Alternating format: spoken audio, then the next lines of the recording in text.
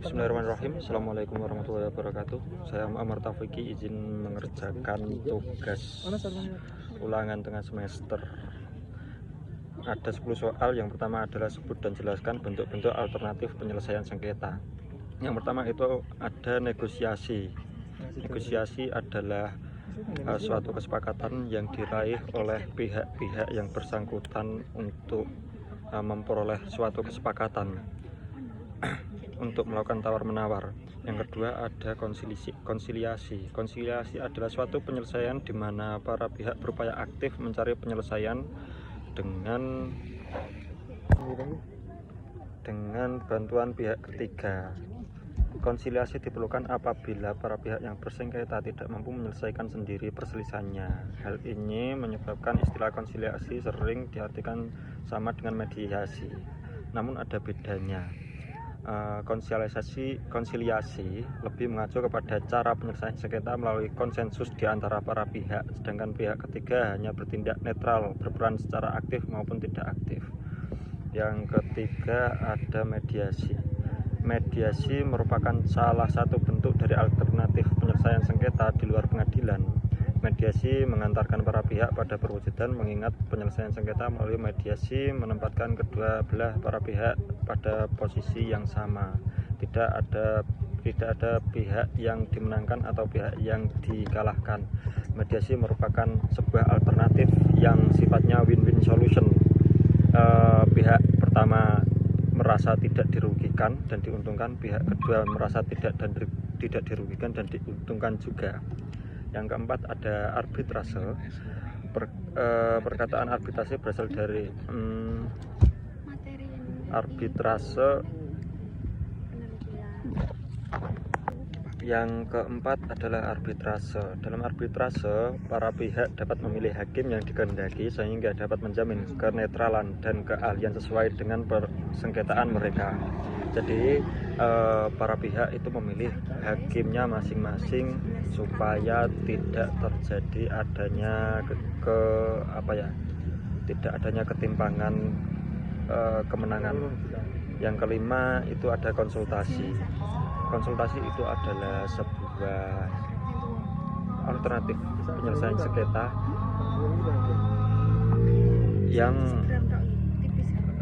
sifatnya itu meminta penjelasan, meminta rumusan mengenai suatu permasalahan yang ada dalam sengketa. Contoh yang bisa sering ditemui adalah konsultasi masalah hukum dan konsultasi masalah bisnis. Yang kedua, jelaskan perbedaan mekanisme penyelesaian sengketa secara litigasi dan non-litigasi. Secara gampangnya, penyelesaian sengketa litigasi dan non-litigasi adalah kalau yang litigasi itu diselesaikan dengan pengadilan, kalau yang non-litigasi itu diselesaikan melalui di luar pengadilan,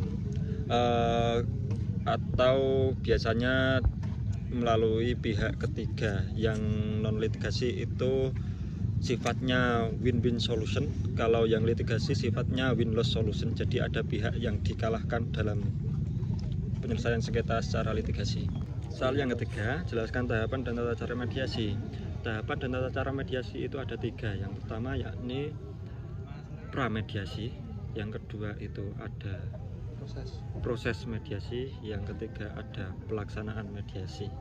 Yang pramediasi itu adalah mulai dari penyiapan berkas, penyiapan mediator dan yang lain-lainnya.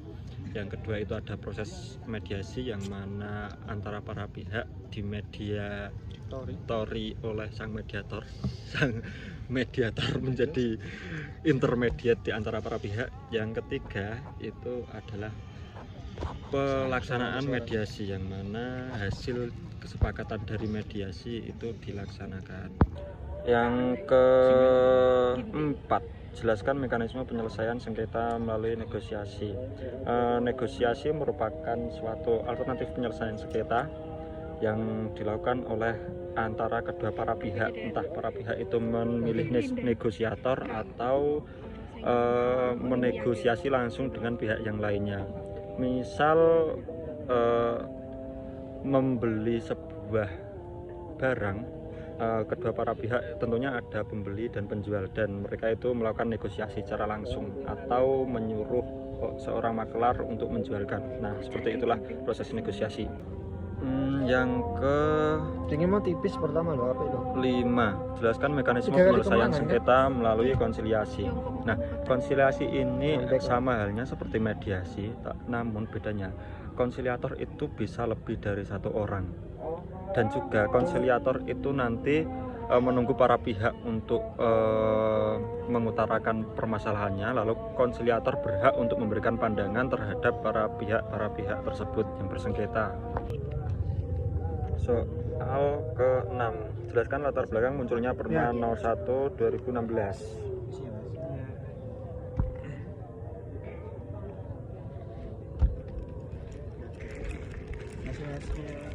Oke. Yang pertama adalah mengatasi penumpukan perkara di pengadilan.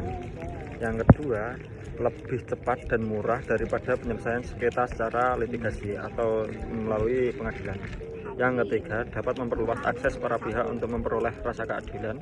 Yang keempat, institusionalisasi proses mediasi ke dalam sistem peradilan dapat memperkuat dan memaksimalkan fungsi lembaga pengadilan dalam penyelesaian sengketa. Jadi latar belakang perma tersebut diakibatkan memang dirasa kurang efektifnya penyelesaian sengketa secara pengadilan karena terlalu berlarut-larut dan terlalu menumpuk, juga waktunya tidak sebentar dan tidak efektif. Soal ke-7, jelaskan mekanisme penyelesaian sengketa melalui arbitrase. Proses penyelesaian sengketa dengan arbitrase yang pertama diawali dengan permohonan arbitrase dan penunjukan arbiter, dilanjutkan dengan jawaban termohon, lalu pembentukan sidang majelis arbiter, lalu sidang arbitrase, terus pembuktian, kemudian kesimpulan sampai dengan pada terbitnya putusan. Soal ke-8, jelaskan yang dimaksud dengan arbitrase institusional dan arbitrase ad hoc. Arbitrase perbedaan dari keduanya ini adalah soal koordinasi saja, sebenarnya sama-sama, tapi perbedaannya kalau arbitrase yang ad hoc itu yang tidak terlembagakan, yang institusional itu terlembagakan. Prosedur mekanisme pengangkatan hakim arbitrase. Jadi para pihak menunjuk para hakim, lalu menunggu sampai 14 hari. Apabila hakim tunggal arbiter itu tidak bisa disepakati, maka dari hakim pengadilan bisa menunjuk oleh sang arbitator kan enter. Oke, yang ke-10, jelaskan perbedaan BANI dan Basarnas serta apa kewenangan dari kedua lembaga tersebut. Oke. BANI atau Badan Arbitrase Nasional Indonesia adalah lembaga independen yang memberikan jasa beragam yang berhubungan dengan arbitrase, mediasi, dan bentuk-bentuk lain dari penyelesaian sengketa di luar pengadilan. Badan Arbitrase Syariah Nasional atau Basarnas merupakan lembaga hukum arbitrase syariah satu-satunya di Indonesia yang berwenang memeriksa dan memutus sengketa muamalah yang timbul dalam perdagangan, keuangan, industri, jasa, dan lain sebagainya. Jadi Basarnas itu kewenangannya hanya melingkupi tentang hal-hal muamalah, lalu BANI itu tentang kewenangannya semuanya. Terima kasih, telah saya selesaikan UTS alternatif penyelesaian sengketa. Semoga dapat nilai yang terbaik. Bagus. Amin. Assalamualaikum warahmatullahi wabarakatuh.